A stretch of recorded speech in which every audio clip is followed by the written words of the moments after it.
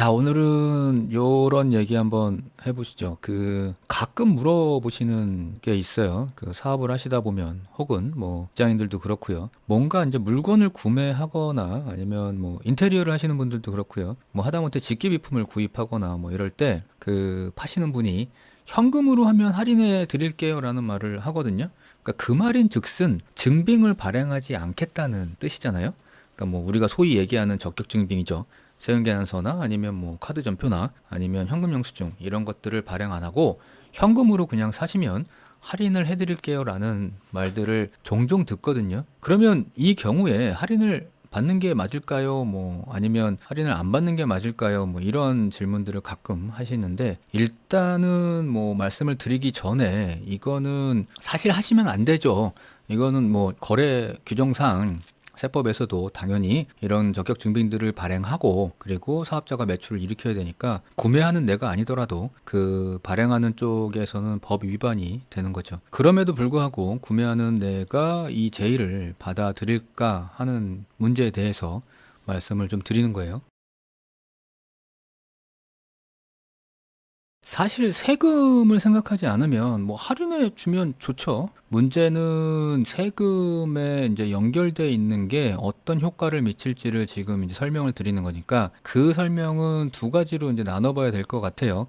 뭔가 물건을 샀을 때 직장인 같은 경우에는 연말정산에 영향을 미칠 거고요. 사업자 같은 경우에는 부가세나 종합소득세, 혹은 법인사업자는 법인세겠죠? 이런 세금에 영향을 미칠 건데, 어떻게 얼마나 영향을 미치는지를 알아야 할인을 받을 건지 안 받을 건지를 결정할 테니까요. 두 가지로 나눠가지고 좀 봐볼게요. 일단 직장인 같은 경우 먼저 말씀을 드릴게요. 직장인이 이제 이런 문제에서 연결되는 거는 연말정산에서 신용카드 등 사용금액 소득공제가 있잖아요. 거기서 이제 카드로 사게 되면 일정률의 소득공제를 해주는데, 그게 이제 세금을 줄이는데 영향을 미치죠. 그래서 신용카드 등 사용금액이 연말정산에서는 총급여의 25%를 초과했을 때 초과 금액에 대해서 항목별로 공제율을 별도로 규정을 하고 있는데, 일반적인 카드는 신용카드 15%를 해주죠. 그리고 이제 체크카드나 현금영수증은 30%, 그리고 전통시장에서 사용했으면 이제 40%까지 소득공제를 해주게 되는데, 요건 이제 소득공제입니다.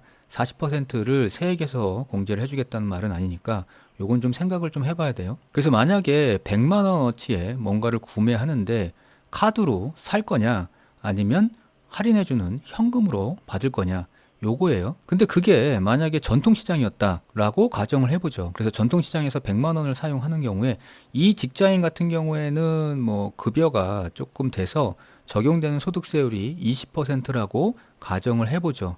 그래서 100만 원을 사용하게 되면, 아까 전통시장에서 신용카드를 사용하게 되면 공제율이 40%잖아요. 그러면 소득에서 40만 원을 공제를 해줄 거고, 적용소득세율이 20%니까 소득에서 40만 원을 공제해주면 거기에 20%에 해당하는 금액만큼 세금을 덜 내게 되겠죠. 그 금액이 이제 8만 원이 되는 거고요. 그래서 100만 원을 예로 들면, 이렇게 되는 가정 하에서는 8만 원 이상 할인을 해야 나한테 더 이득인 거죠. 뭐 이렇게 되는데, 여기서는 이 카드를 썼을 때, 신용카드 같은 경우에는 뭐 카드 혜택도 있잖아요. 그러니까 그런 것들도 좀 고려를 해봐야 된다는 말씀이고요. 두 번째, 이제 사업자 입장이에요. 그러니까 사업자 같은 경우에 만약에 현금으로 하시면 10% 할인해 드릴게요 라는 말을 하게 된다 그러면, 100만 원을 예로 들면 카드로 하시면 100만 원인데 현금으로 하시면 90만 원에 드릴게요, 요거잖아요. 결론부터 말씀드리면 이 경우에는 무조건 안 하셔야 되는 겁니다.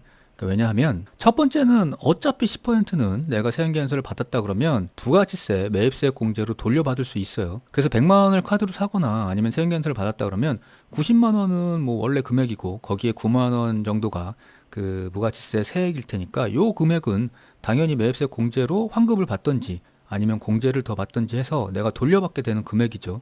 그래서 여기에서 이미 10%는 깎여 나가는 거예요. 그 다음 이제 종합소득세 문제인데, 종합소득세는 두 가지 경우가 있어요. 그러니까 이렇게 적격증빙이 없을 때 비용 처리가 가능한 경우가 있고요. 그 다음에 비용 처리가 아예 불가능한 경우도 있을 수 있어요. 그러니까 비용 처리가 가능한 경우는 증빙불비 가산세 2%를 부담하면서, 그리고 비용 처리를 할 수 있게 되죠. 그러니까 이 경우에도 적격증빙이 없더라도 이 거래 자체를 입증할 수 있는 자료는 있어야 돼요. 최소한 뭐 계좌이체 송금을 했다거나, 아니면 뭐 거래 명세표라도 있어야 되겠죠. 근데 그런 것들도 없다 그러면 비용 처리 자체가 불가능하게 되는 경우가 있을 수 있습니다. 그래서 사업자가 종합소득세에서 만약에 소득세율을 20% 적용받는다고 하는 사업자를 가정해 보죠. 그러니까 이렇게 되면 비용 처리가 가능하다 그러면 100만 원을 지출했을 때 증빙불입 가산세 2만 원만 부담하면 되겠죠. 그러면 비용 처리가 가능한 거고요. 비용 처리가 불가능하다 그러면 100만 원을 비용에 넣을 수 없으니까 100만 원에 20%인 20만 원만큼 세금을 더 내야 되는 효과가 생겨요. 그래서 뭐 증빙불입 가산세를 부담하더라도 비용 처리가 가능하다 그러면 뭐 앞에서 얘기했던 부가세 9만 원과 그리고 소득세 부담해야 되는 2만 원, 총 합쳐가지고 11만 원이죠. 그래서 결국에는 이 11만 원 이상 할인을 해줘야 나한테 이득이 생긴다는 거죠. 심지어 비용 처리가 불가능하다 아예 그러면 29만 원만큼은 할인을 해줘야 나한테 이득이 생기는 케이스가 돼버려요. 근데 또 하나 이제 생각해야 될 게 있죠. 증빙불입 가산세를 부담하더라도 적격 증빙이 없이 비용 처리를 하게 되면 내가 신고한 종합소득세 신고에 성실도가 하락하기 때문에 뭐 이런 것들도 뭐 조사에 부담이 생기는 것도 감안을 하셔야 됩니다. 그래서 이렇게 정도는 나와줘야 할인에 의미가 생기게 되는 거죠. 그래서 일반적으로 보면 직장인 같은 경우에는 뭐 생각해 보실 수 있죠. 근데 이제 사업자 같은 경우에는 웬만하면 안 하시는 게 좋은 경우가 더 많더라고요. 그래서 이제 지금까지 이제 요런 경우가 생겼을 때 고려해야 되는 것들에 대해서 말씀을 드렸으니까 그러니까 이런 상황이 생기면 한 번쯤 고민을 이런 식으로 해 보시는 게 좋을 것 같습니다. 그리고 다시 말씀드리지만 뭐 세법적으로나 상거래 문화 활성 측면에서도 증빙은 주고 받는 게 맞겠죠.